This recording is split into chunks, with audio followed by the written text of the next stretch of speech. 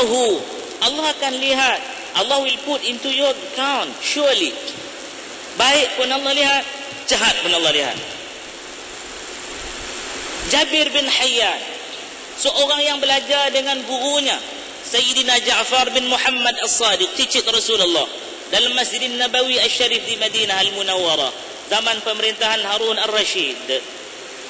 Apabila dia berguru dengan guru ini lihat guru yang faham betul Quran. Dia mengatakan bahawa seluruh atom yang ada di dunia ini ada beratnya yang tertentu. Jabir, orang yang mula mengasaskan jadual berkala, diambil barat dan diletak dengan sistematis. Kita pun lupa ini datang daripada Al-Quran. Ada guru geografi dalam ni, dia akan cerita bulan ada 12 bulan. Dalam ni Allah bagi tahu bahawa di sisi Allah ada 12 bulan. Itu satu ayat jelas. Kemudian kita tak puas hati, kita bilang lagi perkataan syahrun, syahrun, syahrun. Allah sebut 12 kali di dalam Quran ini. Hadirin rahimakumullah, inilah hebatnya Al-Quran. Yang itulah yang saya kerdil ini, faham Quran begitu. Saya kongsi, tuan-puan boleh buka definisi perkataan dia daripada lughahnya, istilahnya, betul. Tapi nak bagi orang faham Quran ini, jadikan teman karib dia. Dalam kereta ada Quran, di rumah ada Quran, di pejabat ada Quran, CD ada CD Quran, di skrin komputer dia boleh type mana-mana ayat Quran, boleh terbit dengan maknanya sekali. Dan tak faham, tanyalah guru. Al-Quran memahami dia bukan dengan akal manusia, kerana dia bahasa ilahiyat. Dia bahasa ketuhanan yang sirah mubalaghahnya terlalu tinggi, kadang tak tercapai di minda kita. Wallahu a'lam. Terima kasih bagi Ustaz. Itulah tuan-tuan kan. Ya Ustaz, boleh kita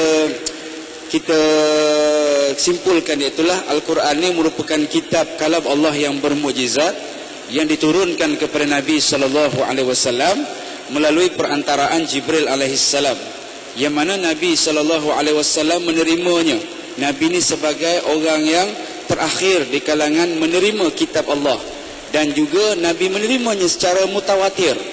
Menerimanya secara mutawatir. Apa yang Ustaz sebut tadi, iaitulah bermula daripada suratul Fatihah sehinggalah surah An-Nas.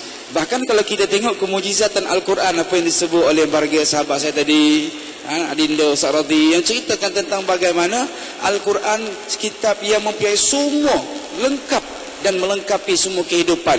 Dan itulah nak menceritakan Al-Quranul Karim ini menggambarkan ketepatan dari segi makna. Contoh 12 bulan tadi, menggambarkan ketepatan dari segi makna, lughah, fasahah dan seumpama dia. Inilah dikatakan bagaimana kemukjizatan Al-Quran. Jadi kalau tuan-tuan lihat bagaimana ilmu-ilmu yang berkaitan dengan Al-Quran ini terlalu banyak. Ada ilmu dikatakan ulumul Quran.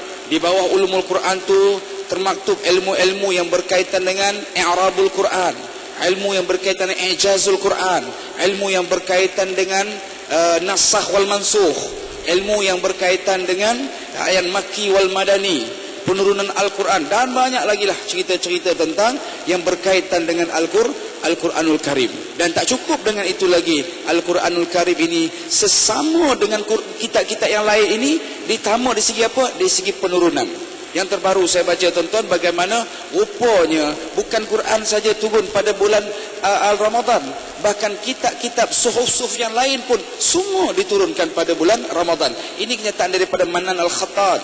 Kalau kita tengok bagaimana diceritakan tentang bagaimana kitab Taurat, kitab Zabur, kitab Injil, dan juga semua mashaf-mashaf yang lain, semua turunnya pada bulan Ramadan, semua turunnya pada malam Al-Qadar. Cuma berbeza tarikh. Ada tarikh pada bulan malam Al-Qadar ni 17 Ramadan.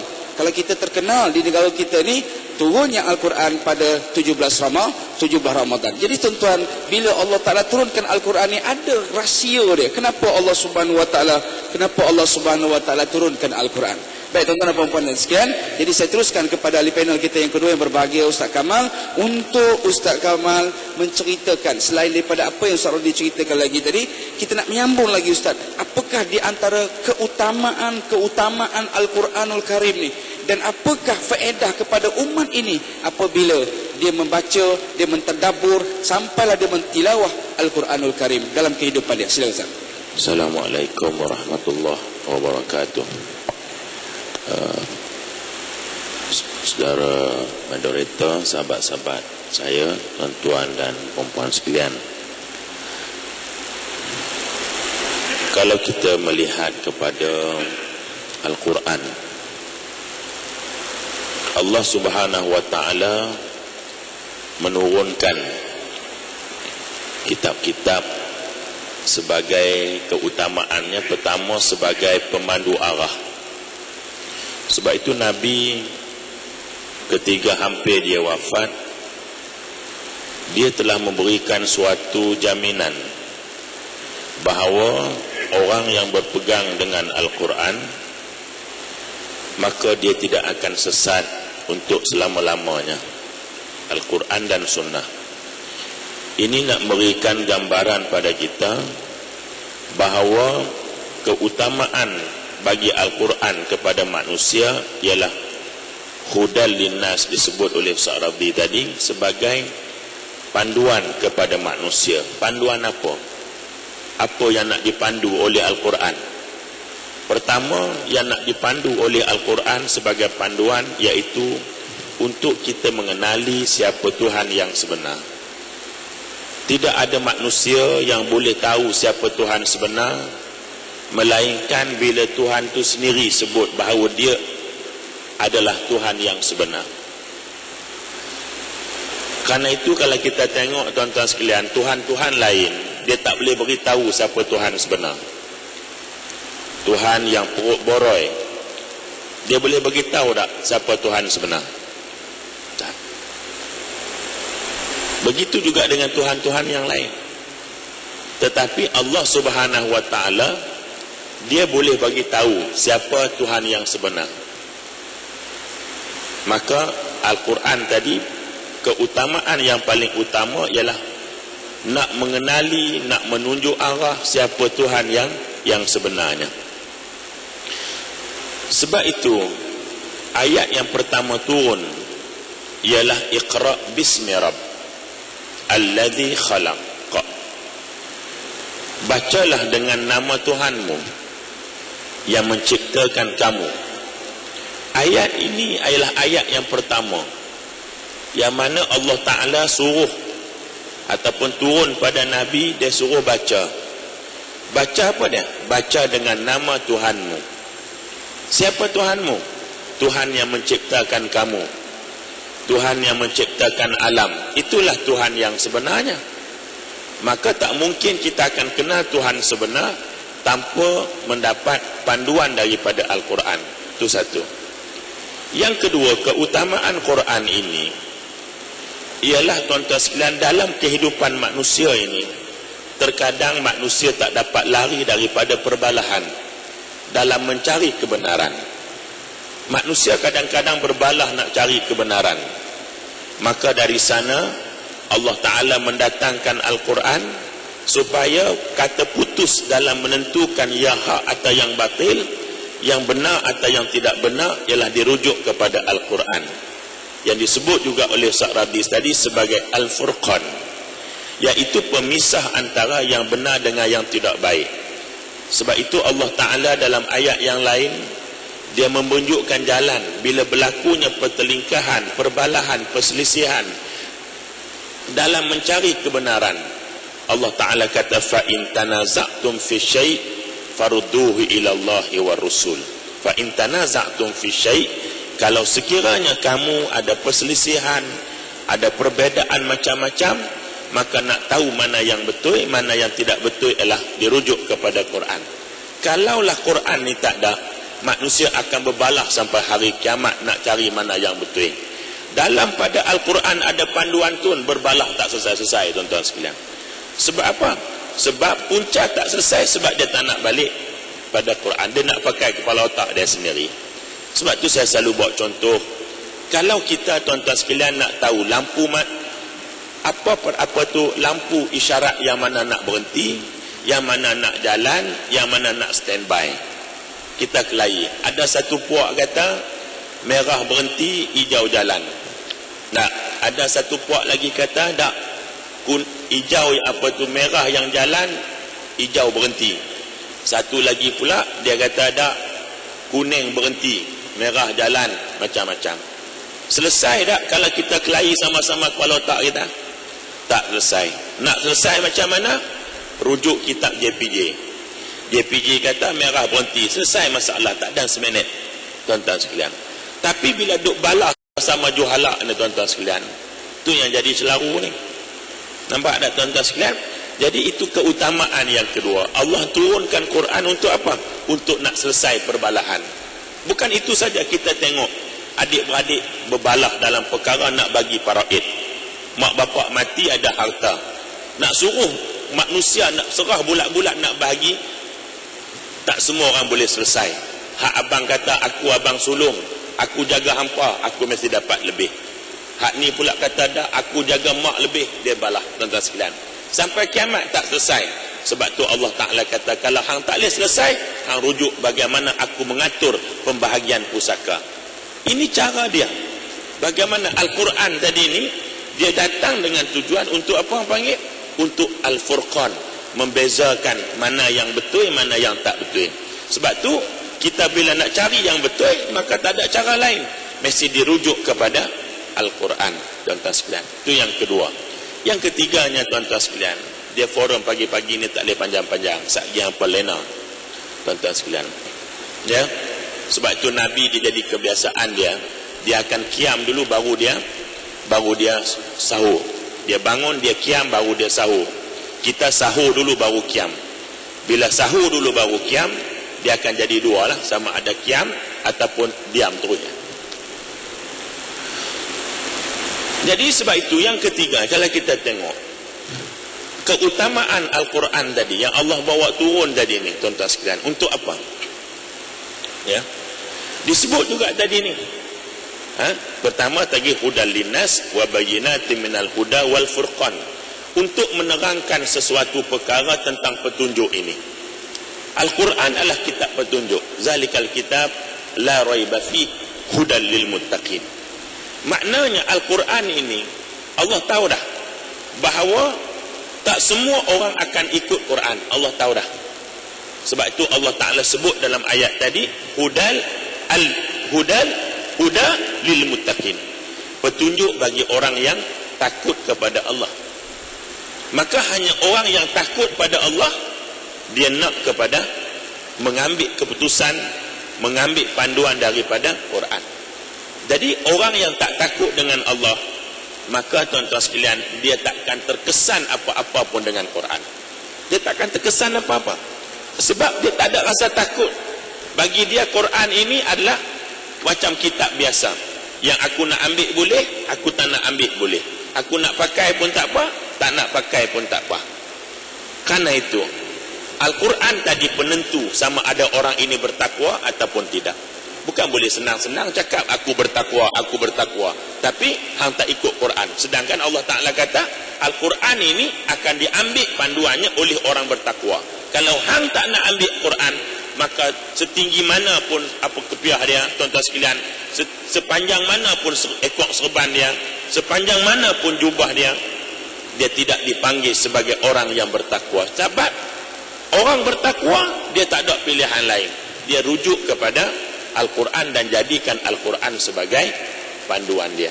Jadi cukup dekat tu, sekali pengusi tambah. Tu kerja moderator, dia tambah tuan-tuan sekalian. Wassalamualaikum warahmatullahi. Baik, sudah terang lagi bersuluh. Itulah di antara keutamaan Al-Quran. Sekarang sebut tadi, saya tambah lagi sikit. Apa dia?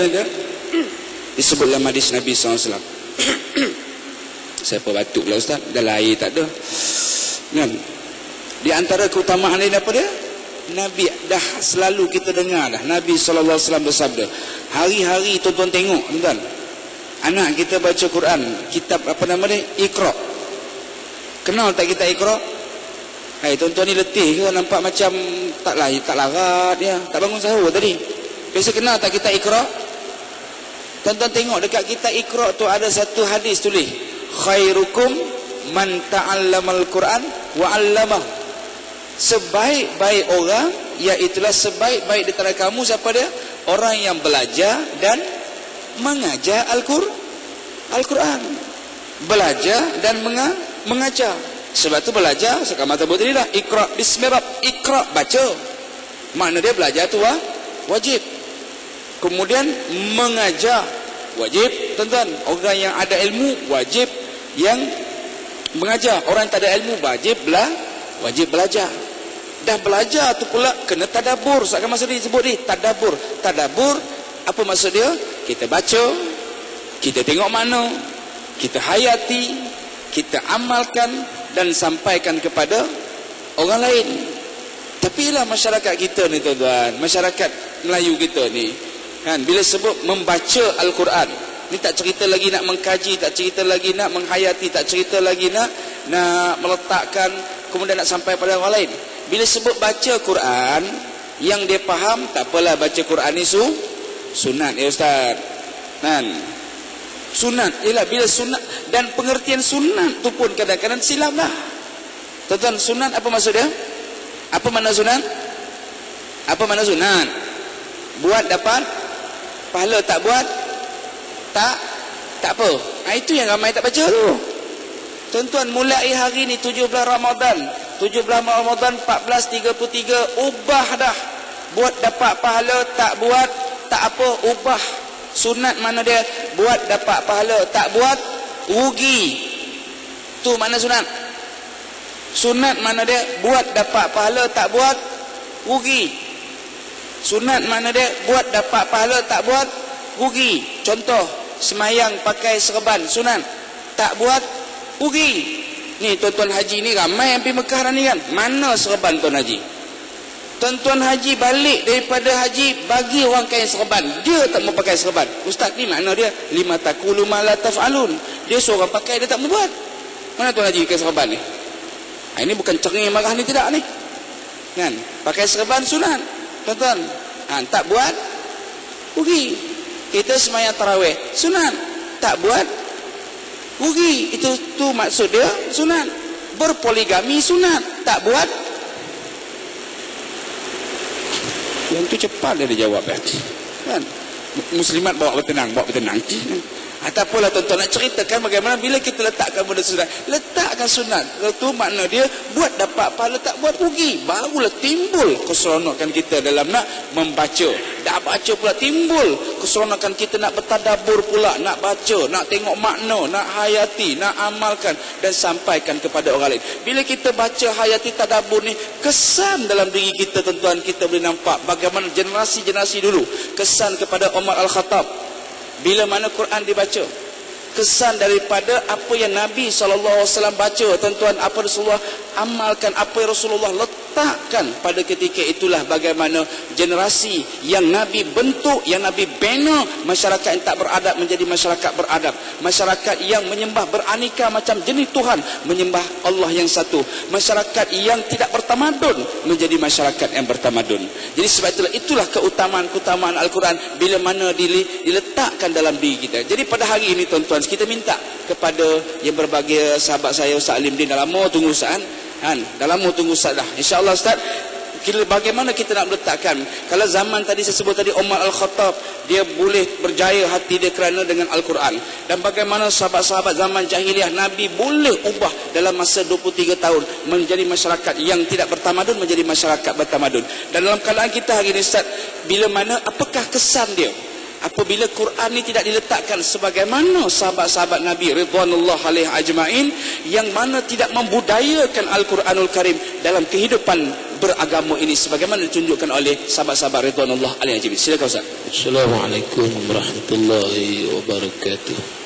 Alhamdulillah wassalatu wassalamu ala Rasulillah wa ala alihi wa ashabihi wa man tabi'ahu wa nasarahu wa wala. Yang saya muliakan Ustaz Nizam selaku moderator, Ustaz Radhi, Ustaz Kamal Syari, Tuan Nazir Masjid, dari Tuan Kuasa Pentadbir Masjid, tuan-tuan dan puan-puan muslimin dan muslimat yang dirahmati Allah. Memang jenuh tuan-tuan, nak tunggu turn saya ni terakhir sekali. Mengantuk susah kira lah tuan-tuan. Depa sedap dentum-dentam. Panel pula hari ni bukan 3 orang, 4 orang ahli panel tuan-tuan. Tak demam cikungunya gitu. Selalu forum 2 orang, panel seorang moderator. Hari ni 4-4 merangkap panel sekali moderator. Al-bantayun wal sapuyun wal balunun. Itu dalam bahasa Arab. Tapi meriah jugalah suasana pagi ni. Tuan-tuan jarang orang buat forum. Memang cicak pun terkejut. Biasa